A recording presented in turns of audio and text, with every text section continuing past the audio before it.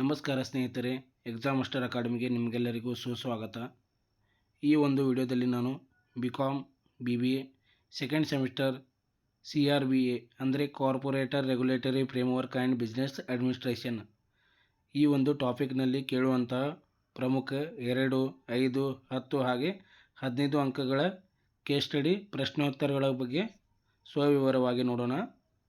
ಇದು ನಿಮಗೆ 80 ಮಾರ್ಕ್ಸಿನ ಒಂದು ಕ್ವಶನ್ ಪೇಪರ್ ಇರ್ತೈತಿ. ಇದು ನಿಮ್ಮದೊಂದು SCP ಸಿಲೆಬಸನ್ನು ಒಳಗೊಂಡಿದೆ. ಸೊ ವಿಡಿಯೋನ ಕೊನೆವರೆಗೂ ನೋಡಿ, ಯಾರು ನಡುವೆ ಸ್ಕಿಪ್ ಮಾಡಬೇಡಿ. ಈ ಕ್ವಶನ್ ಮತ್ತು ಆನ್ಸರ್ಸ್ನ ನೀವು ಪ್ರಾಕ್ಟೀಸ್ ಮಾಡಿದಲ್ಲಿ ನಿಮಗೆ ಎಕ್ಸಾಮ್ನಲ್ಲಿ 80ಕ್ಕೆ 80 ಮಾರ್ಕ್ಸ್ ಪಡೆಯಬಹುದಾಗಿದೆ. ಇವಾಗ 2 ಅಂಕಗಳ ಪ್ರಮುಖ ಪ್ರಶ್ನೆಗಳನ್ನು ನೋಡೋಣ. ಪ್ರಶ್ನೆ 1, ಕಂಪನಿ ಎಂದರೇನು? ಕಂಪನಿ ಕಾಯ್ದೆಯಡಿ ನೋಂದಾಯಿಸಲ್ಪಟ್ಟ ತನ್ನ ಸದಸ್ಯರಿಂದ ಪ್ರತ್ಯೇಕವಾದ ಕಾನೂನು ವ್ಯಕ್ತಿತ್ವ ಹೊಂದಿರುವ ಸಂಸ್ಥೆಯನ್ನು ಕಂಪನಿ ಎಂದು ಕರೆಯುತ್ತೇವೆ. ಸೆಕೆಂಡ್ ಕ್ವಶನ್ ಏನಿದೆ, ಸಪರೇಟ್ ಲೀಗಲ್ ಎಂಟಿಟಿ ಎಂದರೇನು? ಕಂಪನಿಯು ತನ್ನ ಸದಸ್ಯರಿಂದ ಪ್ರತ್ಯೇಕವಾದ ಕಾನೂನು ವ್ಯಕ್ತಿತ್ವವನ್ನು ಹೊಂದಿರುವುದನ್ನು ಸಪರೇಟ್ ಲೀಗಲ್ ಎಂಟಿಟಿ ಎಂದು ಕರೆಯುತ್ತೇವೆ. ಪ್ರಶ್ನೆ 3, ಪ್ರಮೋಟರ್ ಯಾರು? ಕಂಪನಿಯನ್ನು ಸ್ಥಾಪಿಸಲು ಅಗತ್ಯ ಕ್ರಮಗಳನ್ನು ಕೈಗೊಳ್ಳುವ ವ್ಯಕ್ತಿಯನ್ನು ಪ್ರಮೋಟರ್ ಎಂದು ಕರೆಯುತ್ತೇವೆ. ಪ್ರಶ್ನೆ 4, MOA ಎಂದರೇನು? ಮೆಮೊರಂಡಮ್ ಆಫ್ ಅಸೋಸಿಯೇಷನ್ ಎಂದು ಕರಿತೇವೆ. ಇದು ಕಂಪನಿಯ ಉದ್ದೇಶಗಳು ಮತ್ತು ಅಧಿಕಾರಗಳನ್ನು ವಿವರಿಸುವ ಒಂದು ಮೂಲ ದಾಖಲಾಗಿದೆ. ಪ್ರಶ್ನೆ 5, AOA ಎಂದರೇನು? ಆರ್ಟಿಕಲ್ಸ್ ಆಫ್ ಅಸೋಸಿಯೇಷನ್ ಕಂಪನಿಯ ಆಂತರಿಕ ನಿರ್ವಹಣೆ ಮತ್ತು ನಿಯಮಗಳನ್ನು ವಿವರಿಸುವ ಒಂದು ದಾಖಲೆಯಾಗಿದೆ. ಪ್ರಶ್ನೆ 6, ಡೈರೆಕ್ಟರ್ ಯಾರು? ಕಂಪನಿಯ ವ್ಯವಹಾರಗಳನ್ನು ನಿರ್ವಹಿಸಲು ನೇಮಕಗೊಂಡ ಒಬ್ಬ ವ್ಯಕ್ತಿಯನ್ನು ನಾವೇನುತ್ತೇವೆ? ಡೈರೆಕ್ಟರ್ ಅಥವಾ ನಿರ್ದೇಶಕರು ಎಂದು ಕರೆಯುತ್ತೇವೆ. ಪ್ರಶ್ನೆ 7, AGM ಎಂದರೇನು? ಆ್ಯನ್ಯುವಲ್ ಜನರಲ್ ಮೀಟಿಂಗ್ ಅಂತೇಳಿ ಕರಿತೇವೆ. ಕಂಪನಿಯ ಸದಸ್ಯರ ವಾರ್ಷಿಕ ಸಾಮಾನ್ಯ ಇದೊಂದು ಸಭೆಯಾಗಿದೆ. ಕ್ವಶನ್ ನಂಬರ್ 8, ಕೋರಮ್ ಎಂದರೇನು? ಸಭೆ ನಡೆಸಲು ಕಡ್ಡಾಯವಾಗಿ ಹಾಜರಿರಬೇಕಾದ ಕನಿಷ್ಠ ಸದಸ್ಯರ ಸಂಖ್ಯೆಯನ್ನು ಕೋರಮ್ ಎಂದು ಕರೆಯುತ್ತಾರೆ. ಕ್ವಶನ್ ನಂಬರ್ 9, ಲಿಕ್ವಿಡೇಟರ್ ಯಾರು? ಕಂಪನಿ ಲಿಕ್ವಿಡೇಷನ್ ಸಮಯದಲ್ಲಿ ಕಂಪನಿಯ ಆಸ್ತಿಗಳನ್ನು ವಿಲೇವಾರಿ ಮಾಡಿ ಸಾಲಗಳನ್ನು ಪಾವತಿಸುವ ಅಧಿಕಾರಿಯನ್ನು ಲಿಕ್ವಿಡೇಟರ್ ಎಂದು ಕರೆಯುತ್ತಾರೆ. ಕ್ವಶನ್ ನಂಬರ್ 10, ಲಿಕ್ವಿಡೇಷನ್ ಎಂದರೇನು? ಕಂಪನಿಯ ವ್ಯವಹಾರಗಳನ್ನು ಮುಕ್ತಾಯಗೊಳಿಸಿ ಅದರ ಆಸ್ತಿಗಳನ್ನು ವಿಲೇವಾರಿ ಮಾಡಿ ಕಂಪನಿಯನ್ನು ಕಾನೂನುಬದ್ಧವಾಗಿ ಮುಚ್ಚುವ ಪ್ರಕ್ರಿಯೆಯನ್ನು ಲಿಕ್ವಿಡೇಷನ್ ಎಂದು ಕರೆಯುತ್ತೇವೆ. ಇವಾಗ 5 ಅಂಕದ ಅತ್ಯಂತ ಪ್ರಮುಖ ಪ್ರಶ್ನೆ ಮತ್ತು ಉತ್ತರಗಳನ್ನು ನೋಡೋಣ. ಪ್ರಶ್ನೆ 1, ಕಂಪನಿಯ ಲಕ್ಷಣಗಳನ್ನು ವಿವರಿಸಿ ಕೇಳಿದ್ದಾರೆ. ಸೊ ಇಲ್ಲಿ ಕಂಪನಿಯ ಪ್ರಮುಖ ಲಕ್ಷಣಗಳನ್ನು ನೋಡೋಣ. 1ನೇದು, ಪ್ರತ್ಯೇಕ ಕಾನೂನು ವ್ಯಕ್ತಿತ್ವ ಅಂದರೆ ಸಪರೇಟ್ ಲೀಗಲ್ ಎಂಟಿಟಿ ಅಂತೇಳಿ ಕರಿತೀವಿ. ಕಂಪನಿಯು ತನ್ನ ಸದಸ್ಯರಿಂದ ಪ್ರತ್ಯೇಕವಾದ ಕಾನೂನು ಇಲ್ಲಿ ವ್ಯಕ್ತಿತ್ವವನ್ನು ಹೊಂದಿರುತ್ತದೆ. ಪಾಯಿಂಟ್ 2, ಶಾಶ್ವತ ಉತ್ತರಾಧಿಕಾರ ಪರ್ಪೆಚುವಲ್ ಸಕ್ಸೆಷನ್ ಸದಸ್ಯರು ಬದಲಾದರೂ ಕಂಪನಿ ಮುಂದುವರಿಯುತ್ತದೆ. ಪಾಯಿಂಟ್ 3, ಸೀಮಿತ ಹೊಣೆಗಾರಿಕೆ ಲಿಮಿಟೆಡ್ ಲಿಯಾಬಿಲಿಟಿ ಅಂತ ಕರಿತೀವಿ. ಸದಸ್ಯರ ಹೊಣೆಗಾರಿಕೆ ಅವರ ಷೇರುಗಳ ಮೌಲ್ಯಕ್ಕೆ ಇಲ್ಲಿ ಸೀಮಿತವಾಗಿರುತ್ತದೆ. ಪಾಯಿಂಟ್ ನಂಬರ್ 4, ಸಾಮಾನ್ಯ ಮುದ್ರೆ ಕಾಮನ್ ಸೀಲ್ ಅಂತ ಕರಿತೀವಿ. ಕಂಪನಿಯ ಅಧಿಕೃತ ಸಹಿಯಾಗಿ ಇಲ್ಲಿ ಕಾರ್ಯನಿರ್ವಹಿಸುತ್ತದೆ. 5ನೇ ಪಾಯಿಂಟ್, ಆಸ್ತಿಯನ್ನು ಹೊಂದುವ ಹಕ್ಕು ಕಂಪನಿ ತನ್ನ ಹೆಸರಲ್ಲಿ ಆಸ್ತಿಯನ್ನು ಹೊಂದಬಹುದು. ಪಾಯಿಂಟ್ 6, ಮೊಕದ್ದಮೆ ಹೂಡುವ ಮತ್ತು ಎದುರಿಸುವ ಹಕ್ಕು ಕಂಪನಿ ತನ್ನ ಹೆಸರಲ್ಲಿ ನ್ಯಾಯಾಲಯದಲ್ಲಿ ದಾವೆ ಹೂಡಬಹುದು ಅಥವಾ ಎದುರಿಸಬಹುದು. ಇವಾಗ ಪ್ರಶ್ನೆ 2, MOA ಮತ್ತು AOA ನಡುವಿನ ವ್ಯತ್ಯಾಸವನ್ನು ವಿವರಿಸಿ ಕೇಳಿದ್ದಾರೆ. MOA means memorandum of association ಕರಿತೀವಿ. ಅದೇ AOA means article of association ಕರಿತೀವಿ. ಅದೇ MOA ಒಳಗೆ ಕಂಪನಿಯ ಉದ್ದೇಶಗಳನ್ನು ಇಲ್ಲಿ ತಿಳಿಸ್ತೈತಿ. ಅದೇ AOA ಒಳಗೆ ಕಂಪನಿಯ ಆಂತರಿಕ ನಿಯಮಗಳನ್ನು ಇದು ತಿಳಿಸ್ತೈತಿ. ಅದೇ MOA ಒಳಗೆ ಏನೈತಿ, ಮೂಲ ದಾಖಲೆ ಬಗ್ಗೆ ತಿಳಿಸ್ತೈತಿ. ಅದೇ AOA ಒಳಗೆ ಉಪದಾಖಲೆ ಬಗ್ಗೆ ತಿಳಿಸ್ತೈತಿ. ಅದೇ MOA ಒಳಗೆ ಕಂಪನಿಯ ಅಧಿಕಾರಗಳನ್ನು ಇಲ್ಲಿ ಮಿತಿಯನ್ನು ನಿರ್ಧರಿಸುತ್ತದೆ. ಅದೇ AOA ಒಳಗೆ ನಿರ್ವಹಣೆ ನಿಯಮಗಳು ಇಲ್ಲಿ ನಿರ್ಧರಿಸುತ್ತದೆ. ಅದೇ MOA ಒಳಗೆ AOAಗಿಂತ ಉನ್ನತ ಸ್ಥಾನದಲ್ಲಿದೆ. ಅದೇ AOA ಒಳಗೆ MOAಗೆ ಅಧೀನವಾಗಿದೆ.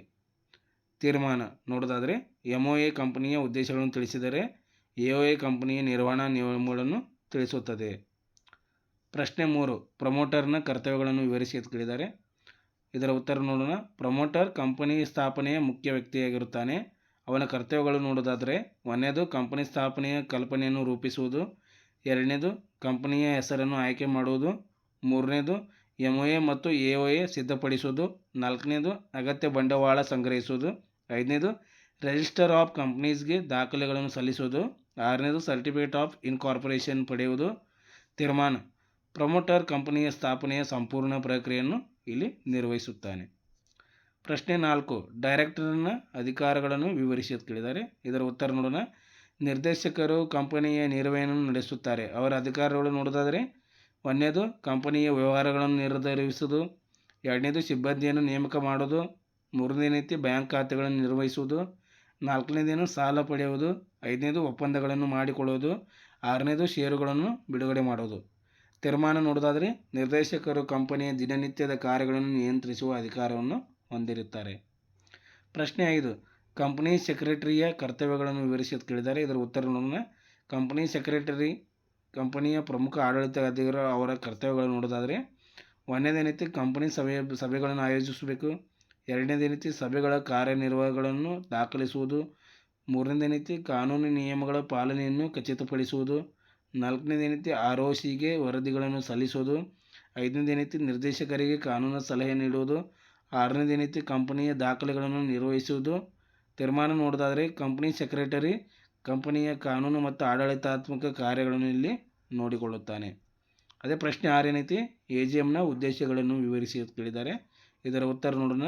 AGM means annual general meeting ಅಂತೇಳಿ ಕರಿತೀವಿ. ಇದು ಒಂದು ಸದಸ್ಯರ ವಾರ್ಷಿಕ ಸಭೆಯಾಗಿದೆ. ಇದರ ಉದ್ದೇಶಗಳನ್ನು ನೋಡೋದಾದರೆ, ಒಂದನೇದೇನೈತಿ ವಾರ್ಷಿಕ ಲೆಕ್ಕಪತ್ರಗಳನ್ನು ಇದು ಅನುಭವಿಸುತ್ತದೆ. ಎರಡನೇದೇನೈತಿ ನಿರ್ದೇಶಕರ ವರದಿಯನ್ನು ಚರ್ಚಿಸುವುದು. ಮೂರನೇದೇನೈತಿ ಲೆಕ್ಕ ಪರಿಶೋಧಕರನ್ನು ನೇಮಕ ಮಾಡುವುದು. ನಾಲ್ಕನೇದೇನೈತಿ ಲಾಭಾಂಶ ಘೋಷಿಸುವುದು. ಐದನೇದೇನೈತಿ ಸದಸ್ಯರಿಗೆ ಮಾಹಿತಿ ನೀಡುವುದು. ಆರನೇದೇನೈತಿ ಕಂಪನಿಯ ಕಾರ್ಯಕ್ಷಮತೆಯನ್ನು ಪರಿಶೀಲಿಸುವುದು. ತೀರ್ಮಾನ ನೋಡೋದಾದರೆ, AGM ಸದಸ್ಯರು ಮತ್ತು ನಿರ್ವಹಣೆಯ ನಡುವಿನ ಸಂಪರ್ಕವನ್ನು ಇಲ್ಲಿ ಬಲಪಡಿಸುತ್ತದೆ. ಕ್ವಶನ್ ನಂಬರ್ 7, ಕೋರಮ್ನ ಮಹತ್ವವನ್ನು ವಿವರಿಸಿ ಅಂತ ಕೇಳಿದ್ದಾರೆ. ಇದರ ಉತ್ತರ ನೋಡೋಣ. ಕೋರಮ್ ಎಂದರೆ ಸಭೆ ನಡೆಸಲು ಅಗತ್ಯವಿರುವ ಕನಿಷ್ಠ ಸದಸ್ಯರ ಸಂಖ್ಯೆ ಅಂತ ಹೇಳಿ ಕರಿತೇವೆ. ಅದರ ಮಹತ್ವ ನೋಡೋದಾದರೆ, ಒಂದನೇದೇನೈತಿ ಸಭೆಗೆ ಕಾನೂನುಬದ್ಧ ಮಾನ್ಯತೆ ನೀಡುತ್ತದೆ. ಎರಡನೇದೇನೈತಿ ಸದಸ್ಯರ ಪ್ರತಿನಿಧಿತ್ವವನ್ನು ಖಚಿತಪಡಿಸುತ್ತದೆ. ಮೂರನೇದೇನೈತಿ ನಿರ್ಧಾರಗಳನ್ನು ನ್ಯಾಯಯುತವನ್ನಾಗಿಸುತ್ತದೆ. ನಾಲ್ಕನೇದೇನೈತಿ ಸಭೆಯ ಕಾರ್ಯವೈಖರಿಯನ್ನು ಸುಗಮಗೊಳಿಸುತ್ತದೆ. ಐದನೇದೇನೈತಿ ಅನಧಿಕೃತ ನಿರ್ಧಾರಗಳನ್ನು ತಡೆಯುತ್ತದೆ. ತೀರ್ಮಾನ ನೋಡೋದಾದರೆ, ಕ್ವಾರಮ್ ಇಲ್ಲದೆ ಸಭೆ ನಡೆಸಲು ಸಾಧ್ಯವಿಲ್ಲ. ಪ್ರಶ್ನೆ 8, ಲಿಕ್ವಿಡೇಟರ್ನ ಕರ್ತವ್ಯಗಳನ್ನು ವಿವರಿಸಿ ಕೇಳಿದ್ದಾರೆ. ಇದರ ಉತ್ತರ ನೋಡೋಣ. ಲಿಕ್ವಿಡೇಟರ್ ಕಂಪನಿಯ ಮುಚ್ಚುವಿಕೆ ಪ್ರಕ್ರಿಯೆಯನ್ನು ನಿರ್ವಹಿಸುವ ಒಬ್ಬ ಅಧಿಕಾರಿಯಾಗಿದ್ದಾನೆ. ಅವನ ಕರ್ತವ್ಯಗಳನ್ನು ನೋಡೋದಾದರೆ, ಒಂದನೇದೇನೈತಿ ಕಂಪನಿಯ ಆಸ್ತಿಗಳನ್ನು ವಶಪಡಿಸಿಕೊಳ್ಳೋದು. ಎರಡನೇದೈತಿ ಆಸ್ತಿಗಳನ್ನು ಮಾರಾಟ ಮಾಡುವುದು. ಮೂರನೇದೈತಿ ಸಾಲದಾತರ ಹಕ್ಕುಗಳನ್ನು ಪರಿಶೀಲಿಸುವುದು. ನಾಲ್ಕನೇದೇನೈತಿ ಕಂಪನಿಯ ಸಾಲಗಳನ್ನು ಪಾವತಿಸುವುದು. ಐದನೇದೈತಿ ಉಳಿದ ಹಣವನ್ನು ಸದಸ್ಯರಿಗೆ ಹಂಚುವುದು. ಆರನೇದೇನಿತ್ತು ಅಂತಿಮ ವರದಿಯನ್ನು ಸಲ್ಲಿಸುವುದು. ತೀರ್ಮಾನ ನೋಡೋದಾದರೆ, ಲಿಕ್ವಿಡೇಟರ್ ಕಂಪನಿಯ ಲಿಕ್ವಿಡೇಷನ್ ಪ್ರಕ್ರಿಯೆಯನ್ನು ಕಾನೂನುಬದ್ಧವಾಗಿ ಪೂರ್ಣಗೊಳಿಸುತ್ತಾನೆ. ಇಲ್ಲಿವರೆಗೆ ಏನೈತಿ 5 ಅಂಕದ ಪ್ರಮುಖ ಪ್ರಶ್ನೆ ಮತ್ತು ಉತ್ತರ ನೋಡಿದ್ದೇವೆ. ಇವಾಗ 10 ಅಂಕದ ಪ್ರಮುಖ ಪ್ರಶ್ನೆ ಮತ್ತು ಉತ್ತರಗಳನ್ನು ನೋಡೋಣ. ಪ್ರಶ್ನೆ 1, ಕಂಪನಿಯ ಸ್ಥಾಪನೆಯ ಹಂತಗಳನ್ನು ವಿವರಿಸಿ ಕೇಳಿದ್ದಾರೆ. ಇದರ ಉತ್ತರ ನೋಡೋಣ. ಕಂಪನಿಯನ್ನು ಸ್ಥಾಪಿಸುವುದು ಅನ್ನೋ ಕಾನೂನುಬದ್ಧವಾದ ಒಂದು ಪ್ರಕ್ರಿಯೆಯಾಗಿದೆ. ಕಂಪನಿ ಸ್ಥಾಪನೆಯು ಮುಖ್ಯವಾಗಿ 4 ಹಂತಗಳನ್ನು ಒಳಗೊಂಡಿದೈತಿ. ಒಂದನೇದೇನೈತಿ ಪ್ರವರ್ತನೆ ಅಂದರೆ ಪ್ರಮೋಷನ್ ಅಂತ ಹೇಳಿ ಕರಿತೀವಿ. ಇದು ಕಂಪನಿ ಸ್ಥಾಪನೆಯ ಮೊದಲ ಹಂತವಾಗೈತಿ. ಕಂಪನಿ ಸ್ಥಾಪಿಸುವ ಕಲ್ಪನೆಯನ್ನು ರೂಪಿಸಲಾಗುತ್ತದೆ. ವ್ಯವಹಾರದ ಸಾಧ್ಯತೆಗಳನ್ನು ಪರಿಶೀಲಿಸಲಾಗುತ್ತದೆ. ಮೂರನೇದೈತಿ ಪಾಯಿಂಟ್, ಕಂಪನಿಯ ಉದ್ದೇಶಗಳನ್ನು ನಿರ್ಧರಿಸಲಾಗುತ್ತದೆ. ಪ್ರವರ್ತಕ ಕಂಪನಿ ಸ್ಥಾಪನೆಗೆ ಅಗತ್ಯ ಕ್ರಮಗಳನ್ನು ಇಲ್ಲಿ ಕೈಗೊಳ್ಳುತ್ತಾನೆ. ಅದೇ ಎರಡನೇದೇನೈತಿ ನೋಂದಣಿ ಇನ್ಕಾರ್ಪೊರೇಷನ್ ಅಂತೇಳಿ ಕರಿತೀವಿ. ಈ ಹಂತದಲ್ಲಿ ಕಂಪನಿಯನ್ನು ಕಾನೂನುಬದ್ಧವಾಗಿ ನೋಂದಾಯಿಸಲಾಗುತ್ತದೆ. ಕಂಪನಿಯ ಹೆಸರನ್ನು ಆಯ್ಕೆ ಮಾಡಲಾಗುತ್ತದೆ. ಮೆಮೊರಂಡಮ್ ಆಫ್ ಅಸೋಸಿಯೇಷನ್ ಮತ್ತು ಆರ್ಟಿಕಲ್ಸ್ ಆಫ್ ಅಸೋಸಿಯೇಷನ್ ಇಲ್ಲಿ ಸಿದ್ಧಪಡಿಸಲಾಗುತ್ತದೆ. ಮೂರನೇ ಪಾಯಿಂಟ್, ಅಗತ್ಯ ದಾಖಲೆಗಳನ್ನು ROCಗೆ ಅಂದರೆ ರಿಜಿಸ್ಟರ್ ಆಫ್ ಕಂಪ್ನೀಸ್ಗೆ ಸಲ್ಲಿಸಲಾಗುತ್ತದೆ. ROC ಎಲ್ಲ ದಾಖಲೆಗಳನ್ನು ಪರಿಶೀಲಿಸಿದ ನಂತರ ಸರ್ಟಿಫಿಕೇಟ್ ಆಫ್ ಇನ್ಕಾರ್ಪೊರೇಷನ್ಗೆ ನೀಡುತ್ತದೆ. ಮೂರನೇ ನೀತಿ ಬಂಡವಾಳ ಸಂಗ್ರಹಣೆ ಅಂತೀವಿ, ಕ್ಯಾಪಿಟಲ್ ಸಬ್ಸ್ಕ್ರಿಪ್ಷನ್ ಅಂತೇಳಿ ಕರಿತೇವೆ. ಈ ಹಂತದಲ್ಲಿ ಕಂಪನಿಯು ತನ್ನ ವ್ಯವಹಾರ ಆರಂಭಿಸಲು ಅಗತ್ಯವಾದ ಬಂಡವಾಳವನ್ನು ಇಲ್ಲಿ ಸಂಗ್ರಹಿಸುತ್ತದೆ. ಸಾರ್ವಜನಿಕರಿಗೆ ಷೇರುಗಳನ್ನು ನೀಡಲಾಗುತ್ತದೆ.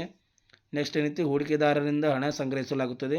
ಕನಿಷ್ಠ ಚಂದಾದಾರಿಕೆಯನ್ನು ಇದು ಪಡೆಯಲಾಗುತ್ತದೆ. ನಾಲ್ಕನೇದು ಏನೈತಿ, ವ್ಯವಹಾರ ಆರಂಭ ಅಂತೀವಿ ಅಂದರೆ ಕಾಮನ್ಸ್ಮೆಂಟ್ ಆಫ್ ಬಿಸ್ನೆಸ್ ಅಂತ ಹೇಳಿರ್ತೀವಿ. ಇದು ಕಂಪನಿ ಸ್ಥಾಪನೆಯ ಅಂತಿಮ ಹಂತವಾಗಿದೆ. ಅಗತ್ಯ ಅನುಮತಿಗಳನ್ನು ಪಡೆಯಲಾಗುತ್ತದೆ. ಸರ್ಟಿಫಿಕೇಟ್ ಆಫ್ ಕಾಮನ್ಸ್ಮೆಂಟ್ ಆಫ್ ಬಿಸ್ನೆಸ್ ಪಡೆಯಲಾಗುತ್ತದೆ. ಕಂಪನಿಯು ತನ್ನ ವ್ಯವಹಾರ ಚಟುವಟಿಕೆಗಳು ಇಲ್ಲಿ ಆರಂಭಿಸುತ್ತದೆ. ಸೊ ಇಲ್ಲಿ ಕಂಪನಿ ಸ್ಥಾಪನೆ ಹಂತಗಳನ್ನು ನೋಡೋದಾದರೆ, ಚಿತ್ರಣ ನೋಡೋದಾದರೆ ಪ್ರಮೋಷನ್ ಆಗಿರ್ಬೋದು, ಇನ್ಕಾರ್ಪೊರೇಷನ್ ಆಗಿರ್ಬೋದು, ಕ್ಯಾಪಿಟಲ್ ಸಬ್ಸ್ಕ್ರಿಪ್ಷನ್ ಆಗಿರ್ಬೋದು, ಕಮಿನ್ಸ್ಮೆಂಟ್ ಆಫ್ ಬಿಸ್ನೆಸ್ ಆಗಿರ್ಬೋದು. ತೀರ್ಮಾನ ನೋಡೋದಾದರೆ ಕಂಪನಿಯ ಸ್ಥಾಪನೆಯು ಪ್ರವರ್ತನೆ, ನೋಂದಣಿ, ಬಂಡವಾಳ ಸಂಗ್ರಹಣೆ ಮತ್ತು ವ್ಯವಹಾರ ಆರಂಭ ಎಂಬ 4 ಪ್ರಮುಖ ಹಂತಗಳನ್ನು ಒಳಗೊಂಡಿರುತ್ತದೆ. ಈ ಎಲ್ಲ ಹಂತಗಳನ್ನು ಯಶಸ್ವಿಯಾಗಿ ಪೂರ್ಣಗೊಳಿಸಿದ ನಂತರ ಕಂಪನಿಯು ಕಾನೂನುಬದ್ಧವಾಗಿ ತನ್ನ ವ್ಯವಹಾರವನ್ನು ಆರಂಭಿಸುತ್ತದೆ. ಪ್ರಶ್ನೆ 2 ಏನೈತಿ, ಮೆಮೊರೆಂಡಮ್ ಆಫ್ ಅಸೋಸಿಯೇಷನ್ನ ವಿಷಯಗಳನ್ನು ವಿವರಿಸಿ ಕೇಳಿದ್ದಾರೆ. ಇದರ ಉತ್ತರ ನೋಡೋದಾದರೆ ಮೆಮೊರೆಂಡಮ್ ಆಫ್ ಅಸೋಸಿಯೇಷನ್ ಕಂಪನಿಯ ಅತ್ಯಂತ ಪ್ರಮುಖ ಮತ್ತು ಮೂಲ ದಾಖಲೆಯಾಗಿದೆ. ಇದು ಕಂಪನಿಯ ಉದ್ದೇಶಗಳು, ಅಧಿಕಾರಗಳು ಹಾಗೂ ಕಾರ್ಯಕ್ಷಮತೆಯನ್ನು ನಿರ್ಧರಿಸುತ್ತದೆ. MOA ಅನ್ನು ಕಂಪನಿಯ ಚಾರ್ಟರ್ ಎಂದು ಕರೆಯಲಾಗುತ್ತದೆ. MOAನ ಮುಖ್ಯ ವಿಷಯಗಳು ನೋಡೋದಾದರೆ, ಒಂದನೇದು ಹೆಸರು ಷರತ್ತು ಅಂದರೆ ನೇಮ್ ಕ್ಲಾಸ್ ಅಂತೇಳಿ ಕರಿತೀವಿ. ಕಂಪನಿಯ ಹೆಸರನ್ನು ಈ ಷರತ್ತಿನಲ್ಲಿ ನಮೂದಿಸಲಾಗುತ್ತದೆ. ಖಾಸಗಿ ಕಂಪನಿಯಾದರೆ ಪ್ರೈವೇಟ್ ಲಿಮಿಟೆಡ್ ಮತ್ತು ಸಾರ್ವಜನಿಕ ಕಂಪನಿಯಾದರೆ ಲಿಮಿಟೆಡ್ ಎಂಬ ಪದಗಳನ್ನು ಹೆಸರಿನ ಕೊನೆಯಲ್ಲಿ ಬಳಸಲಾಗುತ್ತದೆ. ಎರಡನೇದೇನೈತಿ, ನೋಂದಾಯಿತ ಕಚೇರಿ ಷರತ್ತು ಅಂದರೆ ರಿಜಿಸ್ಟರ್ಡ್ ಆಫೀಸ್ ಕ್ಲಾಸ್ ಅಂತ ಕರಿತೀವಿ. ಕಂಪನಿಯ ನೋಂದಾಯಿತ ಕಚೇರಿ ಯಾವ ರಾಜ್ಯದಲ್ಲಿವೆ ಎಂಬುದನ್ನು ತಿಳಿಸುತ್ತದೆ. ಕಂಪನಿಯ ಅಧಿಕೃತ ವಿಳಾಸವನ್ನು ಸೂಚಿಸುತ್ತದೆ. ಮೂರನೇತಿ ಉದ್ದೇಶ ಷರತ್ತು ಅಬ್ಜೆಕ್ಟಿವ್ ಕ್ಲಾಸ್ ಅಂತೇಳಿ ಕರಿತೀವಿ. ಕಂಪನಿಯನ್ನು ಯಾವ ಉದ್ದೇಶಕ್ಕಾಗಿ ಸ್ಥಾಪಿಸಲಾಗಿದೆ ಎಂಬುದನ್ನು ವಿವರಿಸುತ್ತದೆ. ಕಂಪನಿಯ ಮುಖ್ಯ ಮತ್ತು ಉಪ ಉದ್ದೇಶಗಳನ್ನು ಒಳಗೊಂಡಿರುತ್ತದೆ. ನಾಲ್ಕನೇದೇನೈತಿ ಹೊಣೆಗಾರಿಕೆ ಷರತ್ತು ಲಿಯಾಬಿಲಿಟಿ ಕ್ಲಾಸ್ ಅಂತೇಳಿ ಹೇಳ್ತೀವಿ. ಸದಸ್ಯರ ಹೊಣೆಗಾರಿಕೆಯ ಮಿತಿಯನ್ನು ತಿಳಿಸುತ್ತದೆ. ಸದಸ್ಯರು ಎಷ್ಟು ಮಟ್ಟಿಗೆ ಜವಾಬ್ದಾರರಾಗಿರುತ್ತಾರೆ ಎಂಬುದನ್ನು ಇದು ನಿರ್ಧರಿಸುತ್ತದೆ. ಐದನೇದೇನೈತಿ ಬಂಡವಾಳ ಷರತ್ತು ಅಂದರೆ ಕ್ಯಾಪಿಟಲ್ ಕ್ಲಾಸ್ ಅಂತೇಳಿ. ಕಂಪನಿಯ ಅಧಿಕೃತ ಬಂಡವಾಳದ ವಿವರಗಳನ್ನು ನೀಡುತ್ತದೆ. ಷೇರುಗಳ ಸಂಖ್ಯೆ ಮತ್ತು ಮೌಲ್ಯವನ್ನು ಸೂಚಿಸುತ್ತದೆ. ಆರನೇದೇನೈತಿ ಚಂದಾದಾರಿಕೆ ಷರತ್ತು ಅಂತೀವಿ ಅಂದರೆ ಸಬ್ಸ್ಕ್ರಿಪ್ಷನ್ ಕ್ಲಾಸ್ ಅಂತೇಳಿ ಕರಿತೀವಿ. ಕಂಪನಿಯನ್ನು ಸ್ಥಾಪಿಸುವ ಸದಸ್ಯರ ಹೆಸರು, ವಿಳಾಸ ಮತ್ತು ಸಹಿಗಳನ್ನು ಒಳಗೊಂಡಿರುತ್ತದೆ. ಪ್ರತಿ ಸದಸ್ಯನು ಎಷ್ಟು ಷೇರುಗಳನ್ನು ಪಡೆಯುತ್ತಾನೆ ಎಂಬುದು ಇದು ತಿಳಿಸುತ್ತದೆ. MOAನ ಮಹತ್ವ ನೋಡೋದಾದರೆ ಕಂಪನಿಯ ಅಧಿಕಾರಗಳ ಮಿತಿಯನ್ನು ನಿರ್ಧರಿಸುತ್ತದೆ. ಹೂಡಿಕೆದಾರರಿಗೆ ಮಾಹಿತಿ ನೀಡುತ್ತದೆ. ಕಂಪನಿಯ ಉದ್ದೇಶಗಳನ್ನು ಇದು ಸ್ಪಷ್ಟಪಡಿಸುತ್ತದೆ. ಕಂಪನಿಯ ಕಾನೂನುಬದ್ಧ ಗುರುತುವನ್ನು ಇದು ಸ್ಥಾಪಿಸುತ್ತದೆ. ತೀರ್ಮಾನ ನೋಡೋದಾದರೆ ಮೆಮೊರೆಂಡಮ್ ಆಫ್ ಅಸೋಸಿಯೇಷನ್ ಕಂಪನಿಯ ಮೂಲ ದಾಖಲೆಯಾಗಿದ್ದು name clause, register office clause, object clause, liability clause, capital clause ಮತ್ತು ಸಬ್ಸ್ಕ್ರಿಪ್ಷನ್ ಕ್ಲಾಸ್ ಎಂಬ 6 ಪ್ರಮುಖ ಷರತ್ತುಗಳನ್ನು ಒಳಗೊಂಡಿರುತ್ತದೆ. ಇದು ಕಂಪನಿಯ ಅಧಿಕಾರ ಮತ್ತು ಕಾರ್ಯಕ್ಷಮತೆಯನ್ನು ನಿರ್ಧರಿಸುವ ಅತ್ಯಂತ ಪ್ರಮುಖ ದಾಖಲೆಯಾಗಿದೆ. ಸೊ ನಿಮಗೆ ಎಕ್ಸಾಮಿಗೆ ಪರೀಕ್ಷೆಗೆ ನೆನಪಿಡಿಸುವ ಟ್ರಿಕ್ ಏನೈತಿ, NROLCS ಅಂತ ಕರಿತೀವಿ. ಸೊ ಏನೈತಿ, N ಅಂದರೆ ನೇಮ್ ಕ್ಲಾಸ್, R ಅಂದರೆ ರಿಜಿಸ್ಟರ್ ಆಫೀಸ್ ಕ್ಲಾಸ್, O ಅಂದರೆ ಅಬ್ಜೆಕ್ಟಿವ್ ಕ್ಲಾಸ್, L ಅಂದರೆ ಲಿಯಾಬಿಲಿಟಿ ಕ್ಲಾಸ್, C ಅಂದರೆ ಕ್ಯಾಪಿಟಲ್ ಕ್ಲಾಸ್, S ಅಂದರೆ ಸಬ್ಸ್ಕ್ರಿಪ್ಷನ್ ಕ್ಲಾಸ್. ನೀವು ಒಂದೇನೈತಿ ಈ ಟ್ರಿಕ್ಸ್ನ ನೀವು ಪಾಯಿಂಟ್ಸ್ನ ನೀವೇನು ಮಾಡಬೇಕು, ಇಲ್ಲಿ ಪ್ರಾಕ್ಟೀಸ್ ಮಾಡಬೇಕು. ಪ್ರಶ್ನೆ 3 ಏನೈತಿ, ಮ್ಯಾನೇಜರಿಯಲ್ ಪರ್ಸನಲ್ಗಳ ವಿಧಗಳನ್ನು ತಿಳಿಸಿ ಅಂತ ಕೇಳಿದ್ದಾರೆ. ಮ್ಯಾನೇಜರಿಯಲ್ ಪರ್ಸನಲ್ ಎಂದರೆ ಕಂಪನಿಯ ಆಡಳಿತ, ನಿರ್ವಹಣೆ ಮತ್ತು ನಿಯಂತ್ರಣ ಕಾರ್ಯಗಳನ್ನು ನಿರ್ವಹಿಸುವ ಪ್ರಮುಖ ಅಧಿಕಾರಿಗಳು. ಇವರು ಕಂಪನಿಯ ಯಶಸ್ಸು ಮತ್ತು ಅಭಿವೃದ್ಧಿಯಲ್ಲಿ ಪ್ರಮುಖ ಪಾತ್ರ ವಹಿಸುತ್ತಾರೆ. ಮ್ಯಾನೇಜರಿಯಲ್ ಪರ್ಸನಲ್ಗಳ ಮುಖ್ಯ ವಿಧಗಳು ಈ ಕೆಳಗಿನಂತಿದ್ದೇವೆ. ಒಂದನೇದೇನೈತಿ, ನಿರ್ದೇಶಕರು ಅಂದರೆ ಡೈರೆಕ್ಟರ್ ಅಂತ ಕರಿತೇವೆ. ಕಂಪನಿಯ ನೀತಿಗಳನ್ನು ಇವರು ರೂಪಿಸುತ್ತಾರೆ. ಕಂಪನಿಯ ವ್ಯವಹಾರಗಳನ್ನು ಇವರು ನಿಯಂತ್ರಿಸುತ್ತಾರೆ. ಷೇರುದಾರರ ಹಿತಾಸಕ್ತಿಯನ್ನು ಇವರು ಕಾಪಾಡುತ್ತಾರೆ. ನೆಕ್ಸ್ಟ್ ಏನೈತಿ, ವ್ಯವಸ್ಥಾಪಕ ನಿರ್ದೇಶಕರು ಮ್ಯಾನೇಜಿಂಗ್ ಡೈರೆಕ್ಟರ್ ಅಂತ ಕರಿತೀವಿ. ಕಂಪನಿ ದಿನನಿತ್ಯದ ಕಾರ್ಯಗಳನ್ನು ನಿರ್ವಹಿಸುತ್ತಾರೆ. ನಿರ್ದೇಶಕರ ಮಂಡಳಿಯಿಂದ ವಿಶೇಷ ಅಧಿಕಾರವನ್ನು ಪಡೆಯುತ್ತಾರೆ. ಕಂಪನಿಯ ಪ್ರಮುಖ ಕಾರ್ಯನಿರ್ವಾಹಕ ಅಧಿಕಾರಿಯಾಗಿರುತ್ತಾರೆ. ಮೂರನೇನೈತಿ ಪಾಯಿಂಟ್, ಪೂರ್ಣಕಾಲಿಕ ನಿರ್ದೇಶಕರು ಹೋಲ್ ಟೈಮ್ ಡೈರೆಕ್ಟರ್ ಕಂಪನಿಯ ಪೂರ್ಣ ಸಮಯದ ಸೇವೆಯಲ್ಲಿ ಇರುತ್ತಾರೆ. ಆಡಳಿತ ಮತ್ತು ನಿರ್ವಹಣಾ ಕಾರ್ಯಗಳನ್ನು ನೋಡಿಕೊಳ್ಳುತ್ತಾರೆ. ಅದೇ ನಾಲ್ಕನೇನೈತಿ, ವ್ಯವಸ್ಥಾಪಕರು ಮ್ಯಾನೇಜರ್ ಅಂತ ಕರಿತೀವಿ. ಕಂಪನಿಯ ವ್ಯವಹಾರಗಳನ್ನು ನಿರ್ವಹಿಸುತ್ತಾರೆ. ನಿರ್ದೇಶಕರ ಮಂಡಳಿ ಮೇಲ್ವಿಚಾರಣೆಯಲ್ಲಿ ಕಾರ್ಯನಿರ್ವಹಿಸುತ್ತಾರೆ. ವ್ಯವಹಾರಿತ ಕಾರ್ಯಾಚರಣೆಗಳು ಜವಾಬ್ದಾರಿ ಇವರು ಹೊಂದಿರುತ್ತಾರೆ. ಐದನೇಂತ ಪಾಯಿಂಟ್, ಮುಖ್ಯ ಕಾರ್ಯನಿರ್ವಹಣಾ ಅಧಿಕಾರಿ ಚೀಫ್ ಎಕ್ಸಿಕ್ಯೂಟಿವ್ ಆಫೀಸರ್ ಅಂದರೆ CEO ಅಂತ ಕರಿತೀವಿ. ಕಂಪನಿಯ ಉನ್ನತ ಮಟ್ಟದ ಕಾರ್ಯನಿರ್ವಹಣಾ ಅಧಿಕಾರಿಯಾಗಿರ್ತಾರೆ. ವ್ಯವಹಾರ ಯೋಜನೆಗಳನ್ನು ಜಾರಿಗೊಳಿಸುತ್ತಾರೆ. ಸಂಸ್ಥೆಯ ಒಟ್ಟಾರೆ ಕಾರ್ಯಕ್ಷಮತೆಯನ್ನು ಮೇಲ್ವಿಚಾರಣೆ ಮಾಡುತ್ತಾರೆ. ಆರನೇ ಪಾಯಿಂಟ್ ಏನೈತೆ, ಮುಖ್ಯ ಹಣಕಾಸು ಅಧಿಕಾರಿ ಚೀಫ್ ಫೈನಾನ್ಷಿಯಲ್ ಆಫೀಸರ್ ಅಂತೀವಿ ಅಂದರೆ CFO ಅಂತ ಕರಿತೀವಿ. ಕಂಪನಿಯ ಹಣಕಾಸು ವ್ಯವಹಾರಗಳನ್ನು ಇವರು ನಿರ್ವಹಿಸುತ್ತಾರೆ. ಬಜೆಟ್, ಲೆಕ್ಕಪತ್ರ ಮತ್ತು ಹಣಕಾಸು ಯೋಜನೆಗಳನ್ನು ಇವರು ನೋಡಿಕೊಳ್ಳುತ್ತಾರೆ. ಹಣಕಾಸು ವರದಿಗಳನ್ನು ಇವರು ಸಿದ್ಧಪಡಿಸುತ್ತಾರೆ. ಏಳನೇ ಪಾಯಿಂಟ್ ಏನೈತಿ, ಕಂಪನಿ ಕಾರ್ಯದರ್ಶಿ ಅಂದರೆ ಕಂಪನಿ ಸೆಕ್ರೆಟರಿ CS ಅಂತೇಳಿ ಕರಿತೀವಿ. ಕಂಪನಿಯ ಕಾನೂನು ಮತ್ತು ಆಡಳಿತಾತ್ಮಕ ಕಾರ್ಯಗಳನ್ನು ಇವರು ನಿರ್ವಹಿಸುತ್ತಾರೆ. ಕಂಪನಿ ಕಾಯ್ದೆಗಳ ಪಾಲನೆಯನ್ನು ಇವರು ಖಚಿತಪಡಿಸುತ್ತಾರೆ. ಸಭೆಗಳ ಕಾರ್ಯನಿರ್ವಹಣೆಗಳನ್ನು ಇವರು ದಾಖಲಿಸುತ್ತಾರೆ. ಕೀ ಮ್ಯಾನೇಜರಿಯಲ್ ಪರ್ಸನಲ್ ಅಂತಂದರೆ KMP ಕಂಪನಿಗಳ ಕಾಯ್ದೆ 2013 ಪ್ರಕಾರ ಒಂದನೇದೇನೈತಿ CEO ಅಥವಾ ಮ್ಯಾನೇಜಿಂಗ್ ಡೈರೆಕ್ಟರ್ ಅಥವಾ ಮ್ಯಾನೇಜರ್. ಎರಡನೇದೈತಿ ಕಂಪ್ನಿ ಸೆಕ್ರೆಟರಿ CS. ಮೂರನೇದೇನೈತಿ ಚೀಫ್ ಫೈನಾನ್ಷಿಯಲ್ ಆಫೀಸರ್ ಅಥವಾ CFO. ನಾಲ್ಕನೇದೈತಿ ಹೋಲ್ ಟೈಮ್ ಡೈರೆಕ್ಟರ್. ಇವರನ್ನು ಕೀ ಮ್ಯಾನೇಜರಿಯಲ್ ಪರ್ಸನಲ್ KMP ಎಂದು ಕರೆಯಲಾಗುತ್ತದೆ. ಮ್ಯಾನೇಜರಿಯಲ್ ಪರ್ಸನಲ್ಗಳ ಮಹತ್ವ ನೋಡಿದರೆ ಒಂದನೇದೇನೈತಿ ಕಂಪನಿಯ ಪರಿಣಾಮಕಾರಿ ನಿರ್ವಹಣೆಯನ್ನು ಇವರು ಖಚಿತಪಡಿಸುತ್ತಾರೆ. ಎರಡನೇದೈತಿ ಕಂಪನಿಯ ಗುರಿಗಳನ್ನು ಸಾಧಿಸಲು ಇವರು ಸಹಕರಿಸುತ್ತಾರೆ. ಮೂರನೇದೈತಿ ಷೇರುದಾರರ ಹಿತಾಸಕ್ತಿಯನ್ನು ರಕ್ಷಿಸುತ್ತಾರೆ. ನಾಲ್ಕನೇದೈತಿ ಕಾನೂನು ನಿಯಮಗಳ ಪಾಲನೆಯನ್ನು ಇವರು ಖಚಿತಪಡಿಸುತ್ತಾರೆ. ತೀರ್ಮಾನ ನೋಡಿದರೆ ಮ್ಯಾನೇಜರಿಯಲ್ ಪರ್ಸನಲ್ಗಳು ಕಂಪನಿಯ ಬೆನ್ನೆಲುಬಾಗಿದ್ದು directors, managing director, whole time director, manager, CEO, CFO ಮತ್ತು ಕಂಪನಿ ಸೆಕ್ರೆಟರಿ ಮುಂತಾದ ಅಧಿಕಾರಗಳನ್ನು ಒಳಗೊಂಡಿರುತ್ತಾರೆ. ಇವರು ಕಂಪನಿಯ ಆಡಳಿತ ಮತ್ತು ಅಭಿವೃದ್ಧಿಗೆ ಪ್ರಮುಖ ಕೊಡುಗೆ ನೀಡುತ್ತಾರೆ. ಪರೀಕ್ಷೆಗೆ ನೆನಪಿಡುವ ಟ್ರಿಕ್ಸ್ ಏನೈತಿ? Director, MD, hole time director, manager, CEO, CFO, CS. ಈ ವಿಧಗಳನ್ನು ನಾವು ಏನು ಮಾಡಬೇಕು? ಶೀರ್ಷಿಕೆಗಳೊಂದಿಗೆ ಸವಿವರವಾಗಿ ವಿವರಿಸಿದಲ್ಲಿ ನೀವು ಅಂಕಗಳಲ್ಲಿ ಪಡೆಯಬಹುದಾಗಿದೆ. ನಾಲ್ಕನೇ ಪ್ರಶ್ನೆ ಏನೈತಿ? ಕಂಪನಿ ಸಭೆಗಳ ವಿಧಗಳನ್ನು ವಿವರಿಸಿ ಕೇಳಿದ್ದಾರೆ. ಇದರ ಉತ್ತರ ನೋಡೋಣ. ಕಂಪನಿಯ ವ್ಯವಹಾರಗಳನ್ನು ಸುಗಮವಾಗಿ ನಡೆಸಲು ಮತ್ತು ಪ್ರಮುಖ ನಿರ್ಧಾರಗಳನ್ನು ಕೈಗೊಳ್ಳಲು ವಿವಿಧ ರೀತಿಯ ಸಭೆಗಳನ್ನು ನಡೆಸಲಾಗುತ್ತದೆ. ಈ ಸಭೆಗಳ ಸದಸ್ಯರು ಮತ್ತು ನಿರ್ದೇಶಕರ ನಡುವೆ ಸಮನ್ವಯವನ್ನು ಕಾಪಾಡಲು ಸಹಾಯ ಮಾಡುತ್ತದೆ. ಕಂಪನಿ ಸಭೆಗಳ ಪ್ರಮುಖ ವಿಧಗಳು ಈ ಕೆಳಗಿನಂತಿವೆ. ಒಂದನೇದೇನೈತಿ? ಶಾಸನಬದ್ಧ ಸಭೆ ಅಂತೀವಿ, ಸ್ಟ್ಯಾಚ್ಯುಟರಿ ಮೀಟಿಂಗ್ ಅಂತ ಕರಿತೇವೆ. ಸಾರ್ವಜನಿಕ ಕಂಪನಿಗಳು ತಮ್ಮ ವ್ಯವಹಾರ ಆರಂಭಿಸಿದ ನಂತರ ನಡೆಸುವ ಮೊದಲ ಸಭೆಯಾಗಿದೆ. ಕಂಪನಿಯ ಸ್ಥಾಪನೆ ಮತ್ತು ಪ್ರಗತಿಯ ಬಗ್ಗೆ ಸದಸ್ಯರಿಗೆ ಮಾಹಿತಿ ನೀಡಲಾಗುತ್ತದೆ. ಇದು ಒಮ್ಮೆ ಮಾತ್ರ ನಡೆಯುವ ಒಂದು ಸಭೆಯಾಗಿದೆ. ಎರಡನೇದೇನೈತಿ? ವಾರ್ಷಿಕ ಸಾಮಾನ್ಯ ಸಭೆ ಅಂತೀವಿ, ಆ್ಯನ್ಯುವಲ್ ಜನರಲ್ ಮೀಟಿಂಗ್, AGM ಅಂತೇಳಿ ಕರಿತೀವಿ. ವರ್ಷಕ್ಕೊಮ್ಮೆ ಕಡ್ಡಾಯವಾಗಿ ನಡೆಸಲಾಗುತ್ತದೆ. ಕಂಪನಿಯ ವಾರ್ಷಿಕ ವರದಿ ಮತ್ತು ಲೆಕ್ಕಪತ್ರಗಳನ್ನು ಚರ್ಚಿಸಲಾಗುತ್ತದೆ. ಲಾಭಾಂಶ ಘೋಷಣೆ ಮತ್ತು ಲೆಕ್ಕ ಪರಿಶೋಧಕರ ನೇಮಕ ಮಾಡಲಾಗುತ್ತದೆ. ಇದರ ಉದ್ದೇಶಗಳು ನೋಡೋದಾದರೆ ಒಂದನೇದೇನೈತಿ? ವಾರ್ಷಿಕ ವರದಿ ಅನುಮೋದನೆ, ಆಡಿಟರ್ ನೇಮಕ. ಮೂರನೇದೈತಿ? ಲಾಭಾಂಶ ಘೋಷಣೆ. ಮೂರನೇ ಪಾಯಿಂಟ್ ಏನೈತಿ?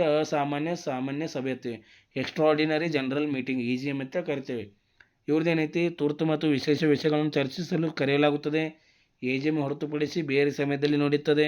ವಿಶೇಷ ನಿರ್ಣಯಗಳನ್ನು ಅಂಗೀಕರಿಸಲು ಇದು ಉಪಯೋಗಿಸಲಾಗುತ್ತದೆ. ನೆಕ್ಸ್ಟ್ ಏನೈತಿ? ನಾಲ್ಕನೇದು ನಿರ್ದೇಶಕರ ಮಂಡಳಿ ಸಭೆ ಅಂತೀವಿ, ಅಂದರೆ ಬೋರ್ಡ್ ಮೀಟಿಂಗ್ ಅಂತ ಕರಿತೀವಿ.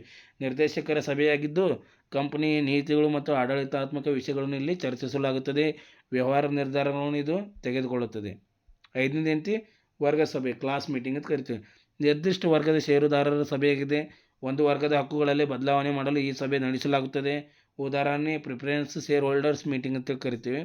ಕಂಪನಿ ಸಭೆಗಳ ಮಹತ್ವ ನೋಡಿದರೆ ಒಂದನೇದೇನೈತಿ? ಸದಸ್ಯರಿಗೆ ಮಾಹಿತಿ ನೀಡುತ್ತದೆ. ಎರಡನೇದೇನೈತಿ? ಪ್ರಮುಖ ನಿರ್ಧಾರಗಳನ್ನು ತೆಗೆದುಕೊಳ್ಳಲು ಇದು ಸಹಾಯ ಮಾಡ್ತೈತಿ. ಮೂರನೇದೇನೈತಿ? ನಿರ್ವಹಣೆಯಲ್ಲಿ ಪಾರದರ್ಶಕತೆಯನ್ನು ಇದು ಕಾಪಾಡ್ತೈತಿ. ನಾಲ್ಕನೇದೇನೈತಿ? ಸದಸ್ಯರು ಮತ್ತು ನಿರ್ದೇಶಕರ ನಡುವೆ ಉತ್ತಮ ಸಂಬಂಧ ಇದು ಬೆಳೆಸುತ್ತದೆ. ಐದನೇದೇನೈತಿ? ಕಂಪನಿಯ ಪ್ರಗತಿಯನ್ನು ಪರಿಶೀಲಿಸಲು ಇದು ಅವಕಾಶ ಒದಗಿಸುತ್ತದೆ. ತೀರ್ಮಾನ ನೋಡೋದಾದರೆ ಕಂಪನಿಯಲ್ಲಿ statutory meeting, EGM, board meeting ಮತ್ತು ಕ್ಲಾಸ್ ಮೀಟಿಂಗ್ ಎಂಬ ವಿವಿಧ ಸಭೆಗಳನ್ನು ನಡೆಸಲಾಗುತ್ತದೆ. ಇದು ಕಂಪನಿಯ ಪರಿಣಾಮಕಾರಿ ನಿರ್ವಹಣೆ ಮತ್ತು ಕಾನೂನುಬದ್ಧ ಕಾರ್ಯನಿರ್ವಹಣೆಗೆ ಅತ್ಯಂತ ಅಗತ್ಯವಾಗಿದೆ. ಸೊ ಪರೀಕ್ಷೆಗೆ ನೆನಪಿಡುವ ಟ್ರಿಕ್ ನೋಡೋದಾದರೆ SAEBC ಅಂದರೆ ಇಲ್ಲಿ ಏನೈತೆ? 5 ಟೈಪ್ಸ್ ಆಫ್ ಕಂಪ್ನಿ ಮೀಟಿಂಗ್ ಅಂತ ಕರಿತೀವಿ. ಯಾವುದಪ್ಪ ಅಂದರೆ S means statutory meeting, A means AGM, E means EGM, B means board meeting, C means class meeting. ಈ ಸಭೆಗಳನ್ನೈತಿ ಹೆಸರು ಮತ್ತು ಏನೈತಿ ಅದರೊಳಗೆ ಒಂದು ಎರಡೆರಡು ಲೈನ್ ಐತಿ. ವಿವರವಾಗಿ ವಿವರಿಸಿದ್ರೆ ನೀವು ಏನೈತಿ ಮಾರ್ಕಸ್ನ ಪಡೆಯಬಹುದಾಗಿದೆ. ಪ್ರಶ್ನೆ 5 ಏನೈತಿ? AGM ಮತ್ತು EGM ನಡುವಿನ ವ್ಯತ್ಯಾಸಗಳನ್ನು ವಿವರಿಸಿ ಕೇಳಿದ್ದಾರೆ. ಇದರ ಉತ್ತರ ನೋಡೋಣ. AGM ಅಂದರೆ ಆ್ಯನ್ಯುವಲ್ ಜನರಲ್ ಮೀಟಿಂಗ್ ಮತ್ತು EGM ಅಂದರೆ ಎಕ್ಸ್ಟ್ರಾಆರ್ಡಿನರಿ ಜನರಲ್ ಮೀಟಿಂಗ್ ಅಂತ ಕರಿತೇವೆ. ಕಂಪನಿಯ ಸದಸ್ಯರ ಸಭೆಗಳಾಗಿವೆ. ಆದರೆ ಅವುಗಳ ಉದ್ದೇಶ, ಸಮಯ ಮತ್ತು ಸ್ವರೂಪದಲ್ಲಿ ಸ್ವಲ್ಪ ವ್ಯತ್ಯಾಸ ಐತಿ. ಮತ್ತು AGM ಮತ್ತು EGM ನಡುವಿನ ವ್ಯತ್ಯಾಸ ನೋಡೋದಾದರೆ AGM means annual general meeting ಅಂತ ಕರಿತೇವೆ. AGMನ ಪೂರ್ಣ ರೂಪ ಆ್ಯನ್ಯುವಲ್ ಜನರಲ್ ಮೀಟಿಂಗ್. ಅದೇ EGMನ ಪೂರ್ಣ ರೂಪ ಏನೈತಿ? ಎಕ್ಸ್ಟ್ರಾಆರ್ಡಿನರಿ ಜನರಲ್ ಮೀಟಿಂಗ್ ಐತಿ.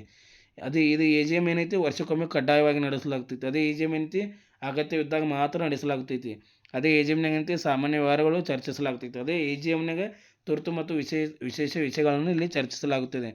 ಅದೇ AGMನಾಗ ಕಾನೂನಿನ ಪ್ರಕಾರ ಕಡ್ಡಾಯ ಸಭೆಯಾಗಿದೆ.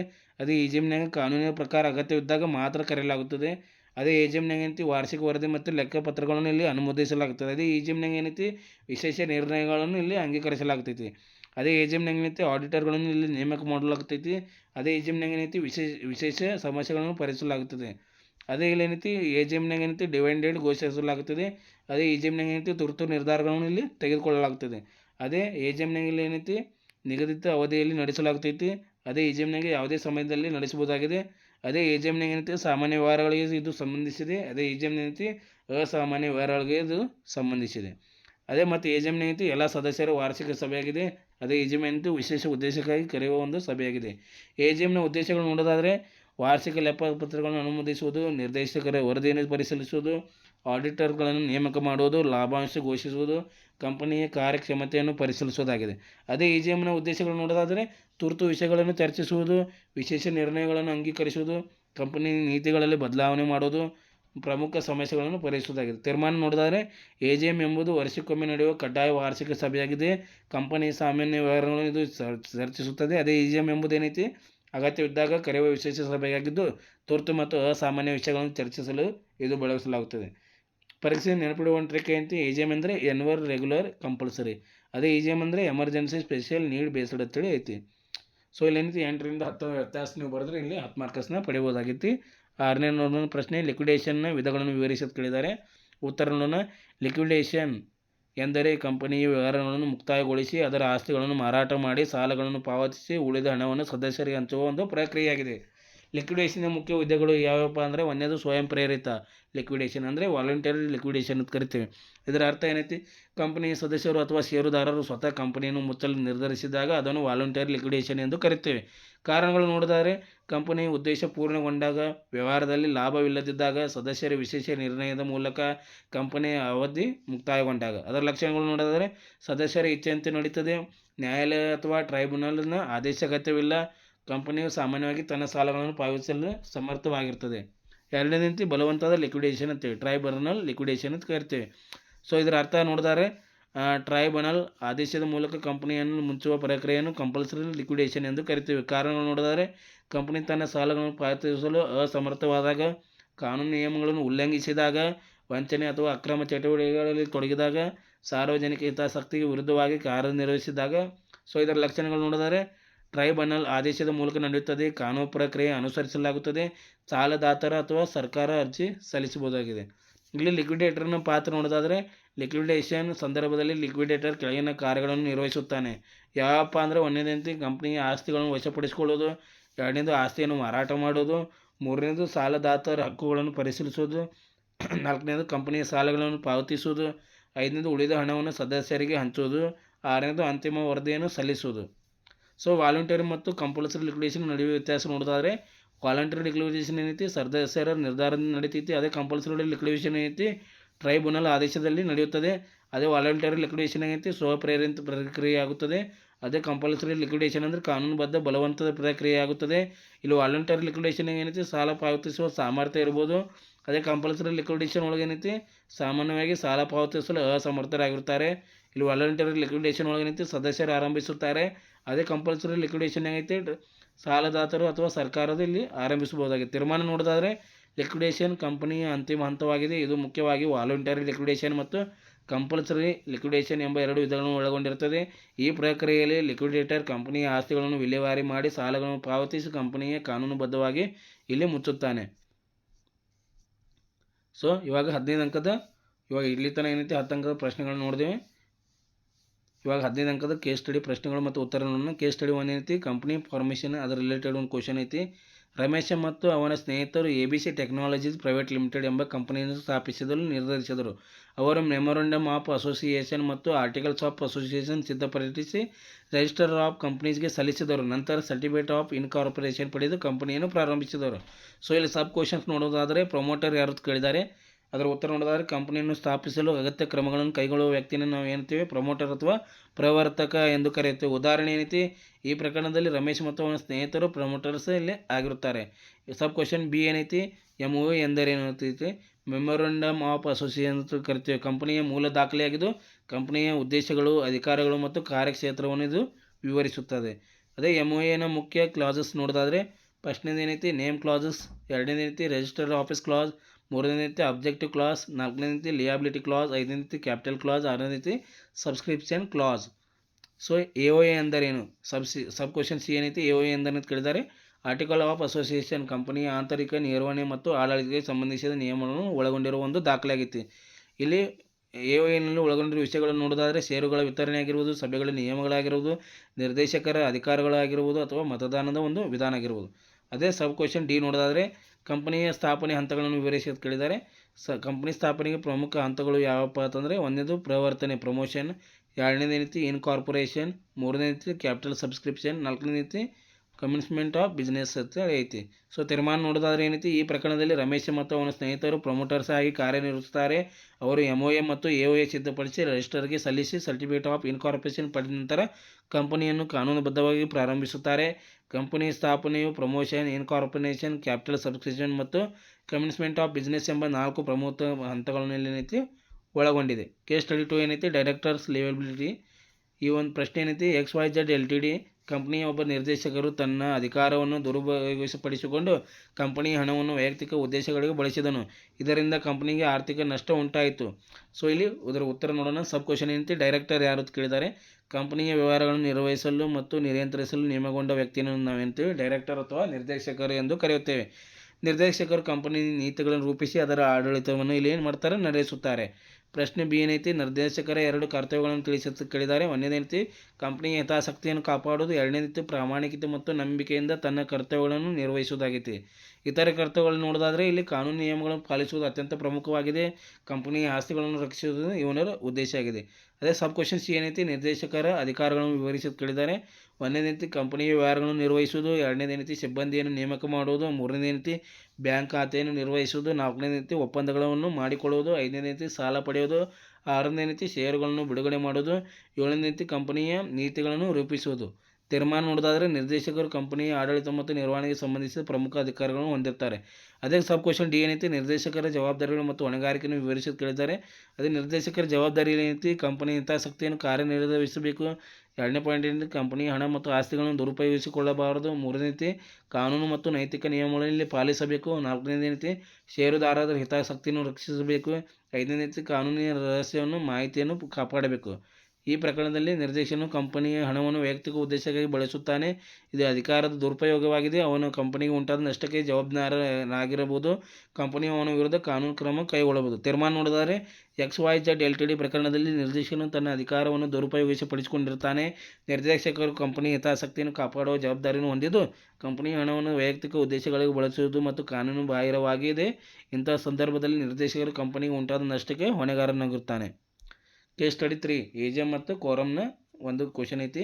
ABC Ltd ತನ್ನ ವಾರ್ಷಿಕ ಸಾಮಾನ್ಯ ಸಭೆ AGM ಕರೆದಿತ್ತು. ಆದರೆ ಸಭೆಗೆ ಅಗತ್ಯ ಸಂಖ್ಯೆಯ ಸದಸ್ಯರು ಹಾಜರಾಗಲಿಲ್ಲ. ಕೆಲವು ಸದಸ್ಯರು ಪ್ರೋಕ್ಸಿ ಮೂಲಕ ಭಾಗವಹಿಸಿದರು. ಉತ್ತರ ನೋಡಿದರೆ ಸಬ್ ಕ್ವಶನ್ ಏನೈತಿ, AGM ಎಂದರೇನು ಅಂತ ಕೇಳಿದ್ದಾರೆ. ಅಂದರೆ ಆ್ಯನ್ಯುವಲ್ ಜನರಲ್ ಮೀಟಿಂಗ್ ಅಂತ ಕರಿತೀವಿ. ಕಂಪನಿ ಸದಸ್ಯರ ವಾರ್ಷಿಕ ಒಂದು ಸಾಮಾನ್ಯ ಸಭೆ ಆಗೈತಿ. ಈ ಸಭೆಯನ್ನು ವರ್ಷಕ್ಕೊಮ್ಮೆ ಕಡ್ಡಾಯವಾಗಿ ನಡೆಸಲಾಗ್ತೈತಿ. ಇದರಿಂದ ಏನೈತಿ ಕಂಪನಿಯ ವಾರ್ಷಿಕ ವರದಿ ಆಗಿರ್ಬೋದು, ಲೆಕ್ಕಪತ್ರ ಆಗಿರ್ಬೋದು ಮತ್ತು ಇಲ್ಲಿ ಪ್ರಮುಖ ವಿಷಯಗಳನ್ನೆಲ್ಲ ಏನು ಮಾಡ್ತೈತಿ, ಚರ್ಚಿಸಲಾಗ್ತೈತಿ. ಬಿ ಕ್ವಶನ್ ಐತಿ, ಕ್ವಾರಮ್ ಎಂದರೆ ಅಂತ ಕೇಳಿದ್ದಾರೆ. ಸಭೆಯನ್ನು ಕಾನೂನುಬದ್ಧವಾಗಿ ನಡೆಸಲು ಅಗತ್ಯವಿರುವ ಕನಿಷ್ಠ ಸದಸ್ಯರ ಸಂಖ್ಯೆಯನ್ನು ಕ್ವಾರಮ್ ಎಂದು ಕರೆಯುತ್ತೆ. ಕ್ವಾರಮ್ ಇಲ್ಲದೆ ಸಭೆ ನಡೆಸಲು ಸಾಧ್ಯವಿಲ್ಲ. ಕ್ವಾರಮ್ನ ಸಭೆಗೆ ಕಾನೂನುಬದ್ಧ ಮಾನ್ಯತೆ ನೀಡುತ್ತದೆ. ಈ ಪ್ರಕರಣದಲ್ಲಿ ಅಗತ್ಯ ಸದಸ್ಯರು ಹಾಜರಾಗದ ಕಾರಣ ಕ್ವಾರಮ್ ಪೂರ್ಣಗೊಂಡಿಲ್ಲ. ಸಿ ಕ್ವಶನ್ ಐತಿ, ಪ್ರೋಕ್ಸಿಯ ಪಾತ್ರವನ್ನು ವಿವರಿಸಿ ಕೇಳಿದ್ದಾರೆ. ಪ್ರೋಕ್ಸಿ ಎಂದರೆ ಸದಸ್ಯನ ಪರವಾಗಿ ಸಭೆಗೆ ಹಾಜರಾಗಿ ಮತ್ತು ಚಲಾಯಿಸುವ ನೇಮಕಗೊಂಡ ವ್ಯಕ್ತಿ ಅಂತೇಳಿ ಕರಿತೀವಿ. ಪ್ರೋಕ್ಸಿಯ ಪಾತ್ರ ಏನೈತಿ, ಸದಸ್ಯನ ಪರವಾಗಿ ಸಭೆಯಲ್ಲಿ ಭಾಗವಹಿಸುತ್ತಾನೆ, ಸದಸ್ಯನ ಪರವಾಗಿ ಮತ ಚಲಾಯಿಸುತ್ತಾನೆ, ಸಭೆಯ ಕಾರ್ಯವೈಖರಿಯಲ್ಲಿ ಸದಸ್ಯ ಪ್ರತಿನಿಧಿಯಾಗಿ ಕಾರ್ಯನಿರ್ವಹಿಸುತ್ತಾನೆ, ಸದಸ್ಯರು ಸ್ವತಃ ಹಾಜರಾಗಲು ಸಾಧ್ಯವಾಗದಾಗ ಸಹಾಯ ಮಾಡ್ತಾನೆ, ಐದನೇದು ಕಂಪನಿಯ ಕಾಯ್ದೆಯ ನಿಯಮಗಳ ಪ್ರಕಾರ ನೇಮಕಗೊಳ್ಳುತ್ತಾನೆ. ತೀರ್ಮಾನ ನೋಡಿದಾದರೆ ಇಲ್ಲಿ ಸಬ್ ಕ್ವಶನ್ ಡಿ ಏನೈತಿ, AGM ನಡುವೆ ನಡೆಸುವ ವಿಧಾನ ಅಂತ ಕೇಳಿದ್ದಾರೆ. AGM ಏನೈತಿ ಸಭೆಯ ಸೂಚನೆ ಮಾಡ್ತಾರೆ, ಕೋರಂ ಪರಿಶೀಲನೆ ಮಾಡ್ತಾರೆ, ಅಧ್ಯಕ್ಷರ ಆಯ್ಕೆ ಮಾಡ್ತಾರೆ, ವಾರ್ಷಿಕ ವರದಿ ಮಂಡನೆ ಮಾಡ್ತಾರೆ, ನಿರ್ಣಯಗಳ ಅಂಗೀಕಾರ ಮಾಡ್ತಾರೆ, ಮತ್ತೇನೈತಿ ಇಲ್ಲಿ ಸಭೆಯನ್ನು ಮುಕ್ತಾಯಗೊಳಿಸುತ್ತಾರೆ. ತೀರ್ಮಾನ ನೋಡಿದರೆ AGM ಕಂಪನಿಯ ಅತ್ಯಂತ ಪ್ರಮುಖ ವಾರ್ಷಿಕ ಸಭೆಯಾಗಿ ಕೋರಂ ಸಭೆಯ ಕಾನೂನುಬದ್ಧತೆಯನ್ನು ಖಚಿತಪಡಿಸುತ್ತಾನೆ. ಸದಸ್ಯರು ಹಾಜರಾಗಲು ಸಾಧ್ಯವಾಗದ ಸಂದರ್ಭದಲ್ಲಿ ಪ್ರೋಕ್ಸಿ ಅವರ ಪರವಾಗಿ ಸಭೆಯಲ್ಲಿ ಭಾಗವಹಿಸಿ ಮತ ಚಲಾಯಿಸಬಹುದು. AGM ಅನ್ನು ಸೂಚನೆ, ಕೋರಂ, ವರದಿ ಮಂಡನೆ ಮತ್ತು ನಿರ್ಣಯಗಳಲ್ಲಿ ಪ್ರಮುಖ ಪಾತ್ರ ವಹಿಸುತ್ತದೆ. ಕೇಸ್ ಸ್ಟಡಿ ಕ್ವಶನ್ 4 ಏನೈತಿ, ಕಂಪ್ನಿ ಕ್ಯಾರೆಕ್ಟರಿಸ್ಟಿಕ್ಸ್ ಅಂತ ತಿಳಿದಿದೆ. ಪ್ರಶ್ನೆ ಏನೈತಿ, XYZ ಪ್ರೈವೇಟ್ ಲಿಮಿಟೆಡ್ ಕಂಪನಿಯ ಸದಸ್ಯರು ಕಂಪನಿಯ ಸಾಲಗಳಿಗೆ ವೈಯಕ್ತಿಕವಾಗಿ ಜವಾಬ್ದಾರರಲ್ಲ ಎಂದು ನ್ಯಾಯಾಲಯ ತೀರ್ಪು ನೀಡಿತು. ಕಂಪನಿ ತನ್ನ ಸದಸ್ಯರಿಂದ ಪ್ರತ್ಯೇಕ ಕಾನೂನು ವ್ಯಕ್ತಿತ್ವ ಹೊಂದಿದೆ. ಇದರ ಉತ್ತರ ನೋಡೋದಾದರೆ ಸಬ್ ಕ್ವಶನ್ ಐತಿ, ಸಪರೇಟ್ ಲೀಗಲ್ ಎಂಟಿಟಿ ಎಂದರೇನು ಕೇಳಿದ್ದಾರೆ. ಕಂಪನಿಯ ತನ್ನ ಸದಸ್ಯರಿಂದ ಪ್ರತ್ಯೇಕವಾದ ಕಾನೂನು ವ್ಯಕ್ತಿತ್ವವನ್ನು ಹೊಂದಿರುವುದನ್ನು ಸಪರೇಟ್ ಲೀಗಲ್ ಎಂಟಿಟಿ ಎಂದು ಕರೆಯುತ್ತೇವೆ. ಅಂದರೆ ಕಂಪನಿಯು ತನ್ನ ಹೆಸರಿನಲ್ಲಿ ಆಸ್ತಿಯನ್ನು ಹೊಂದಬಹುದು, ಒಪ್ಪಂದ ಮಾಡಿಕೊಳ್ಳಬಹುದು ಹಾಗೂ ನ್ಯಾಯಾಲಯದಲ್ಲಿ ದಾವೆ ಹೂಡಬಹುದಾಗಿದೆ. ಪ್ರಶ್ನೆ ಬಿ ಏನೈತಿ, ಲಿಮಿಟೆಡ್ ಲಿಯಾಬಿಲಿಟಿ ಎಂದರೆ ಅಂತ ಕೇಳಿದ್ದಾರೆ. ಲಿಮಿಟೆಡ್ ಲಿಯಾಬಿಲಿಟಿ ಎಂದರೆ ಕಂಪನಿಯ ಸದಸ್ಯರ ಹೊಣೆಗಾರಿಕೆಯು ಅವರ ಹೊಂದಿರುವ ಷೇರುಗಳ ಮೌಲ್ಯಕ್ಕೆ ಅಥವಾ ಅವರನ್ನು ನೀಡಲು ಒಪ್ಪಿಕೊಂಡಿರುವ ಮೊತ್ತಕ್ಕೆ ಮಾತ್ರ ಸೀಮಿತವಾಗಿರುತ್ತದೆ. ಕಂಪನಿ ಸಾಲಗಳಿಗೆ ಸದಸ್ಯರು ತಮ್ಮ ವೈಯಕ್ತಿಕ ಆಸ್ತಿಯಿಂದ ಜವಾಬ್ದಾರರಾಗುವುದಿಲ್ಲ.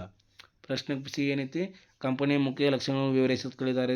ಒಂದನೇದೈತಿ ಪ್ರತ್ಯೇಕ ಕಾನೂನು ವ್ಯಕ್ತಿತ್ವ, ಎರಡನೇದೈತಿ ಶಾಶ್ವತ ಉತ್ತರಾಧಿಕಾರಿ, ಮೂರನೇದೈತಿ ಸೀಮಿತ ಹೊಣೆಗಾರಿಕೆ, ನಾಲ್ಕನೇದೈತಿ ಸಾಮಾನ್ಯ ಮುದ್ರೆ, ಐದನೇದೈತಿ ಆಸ್ತಿಯನ್ನು ಹೊಂದುವ ಹಕ್ಕು, ಆರನೇದೈತಿ ಮೊಕದ್ದಮೆ ಹೂಡುವ ಮತ್ತು ಎದುರಿಸುವ ಹಕ್ಕು ಆಗಿದೆ.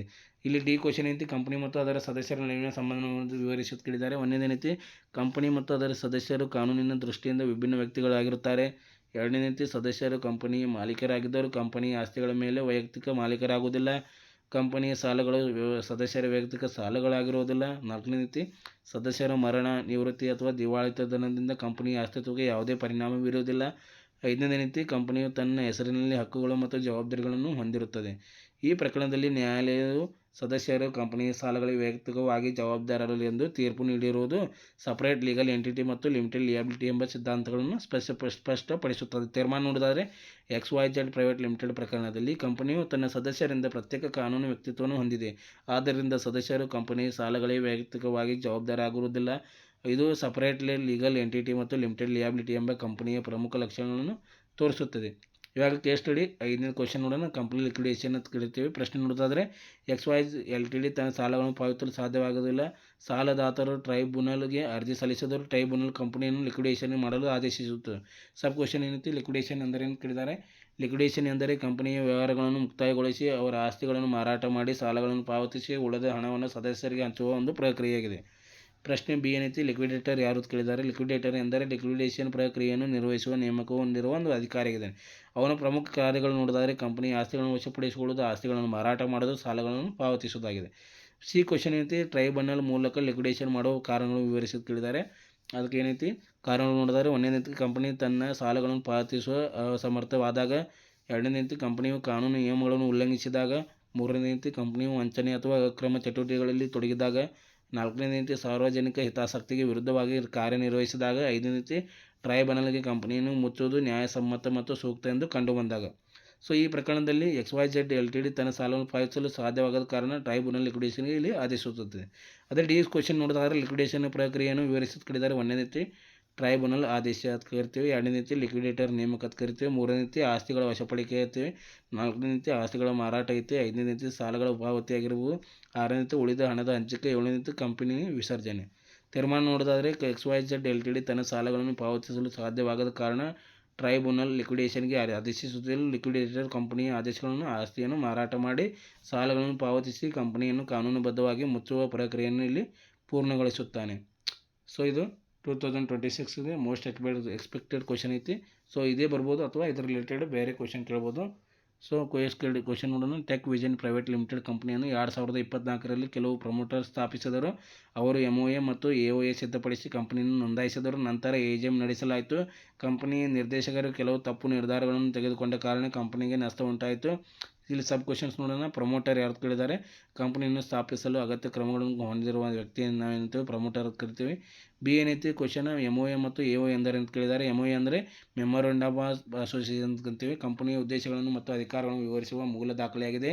ಅದೇ AOA ಏನೈತಿ ಆರ್ಟಿಕಲ್ಸ್ ಆಫ್ ಅಸೋಸಿಯೇಷನ್ ಅಂತ ಕರಿತೀವಿ. ಕಂಪನಿಯ ಆಂತರಿಕ ನಿರ್ವಹಣೆ ಮತ್ತು ನಿಯಮಗಳನ್ನು ವಿವರಿಸುವ ದಾಖಲೆಯಾಗೈತಿ. ಸೊ ಸಿ ಕ್ವಶನ್ ಐತಿ, AGMನ ಉದ್ದೇಶಗಳನ್ನು ವಿವರಿಸಿ ಕೇಳಿದ್ದಾರೆ. ವಾರ್ಷಿಕ ಲೆಕ್ಕಪತ್ರಗಳನ್ನು ಅನುಮೋದಿಸುವುದು, ನಿರ್ದೇಶಕರ ವರದಿಯನ್ನು ಪರಿಶೀಲಿಸುವುದು, ಆಡಿಟರ್ಸ್ಗಳ ನೇಮಕ ಮಾಡುವುದು, ಡಿವಿಡೆಂಡ್ ಘೋಷಿಸುವುದು, ಕಂಪನಿಯ ಕಾರ್ಯಕ್ಷಮತೆಯನ್ನು ಪರಿಶೀಲಿಸಲಾಗಿದೆ. ಅದೇ ಡಿ ಸಬ್ ಕ್ವಶನ್ ಏನೈತಿ, ನಿರ್ದೇಶಕರ ಕರ್ತವ್ಯಗಳನ್ನು ವಿವರಿಸಿ ಕೇಳಿದ್ದಾರೆ. ಕಂಪನಿಯ ಹಿತಾಸಕ್ತಿಯನ್ನು ಕಾಪಾಡುವುದು, ಕಂಪನಿಯ ಆಸ್ತಿಗಳನ್ನು ರಕ್ಷಿಸುವುದು, ಕಾನೂನು ನಿಯಮಗಳನ್ನು ಪಾಲಿಸುವುದು, ಷೇರುದಾರರ ಹಿತಾಸಕ್ತಿಯನ್ನು ಕಾಪಾಡುವುದು, ಪ್ರಾಮಾಣಿಕವಾಗಿ ಕಾರ್ಯನಿರ್ವಹಿಸುವುದು. ಸೊ ಇಲ್ಲಿಗೇನೈತಿ ಇಂಪಾರ್ಟೆಂಟ್ 2 ಮಾರ್ಕರ್ಸ್, 5 ಮಾರ್ಕರ್ಸ್, 10 ಮಾರ್ಕರ್ಸ್ ಹಾಗೆ 15 ಮಾರ್ಕರ್ಸ್ ಅದ ಕೇಸ್ ಸ್ಟಡಿ ಮತ್ತು ಅದರ ಉತ್ತರಗಳನ್ನು ನೋಡಿದೆ. ಸೊ ವಿಡಿಯೋ ಇಷ್ಟವಾದರೆ ಲೈಕ್ ಮಾಡಿ, ಸಬ್ಸ್ಕ್ರೈಬ್ ಮಾಡಿ, ಹಾಗೆ ನಿಮ್ಮ ಸ್ನೇಹಿತರಿಗೆ ಶೇರ್ ಮಾಡಿ. ನಿಮಗೆ ಏನಾದರೂ ಡೌಟ್ ಇದ್ದರೆ ಕಮೆಂಟ್ ಸೆಕ್ಷನಲ್ಲಿ ಕಮೆಂಟ್ ಮಾಡುವ ಮುಖಾಂತರ ತಿಳಿಸಿ. ಧನ್ಯವಾದಗಳು.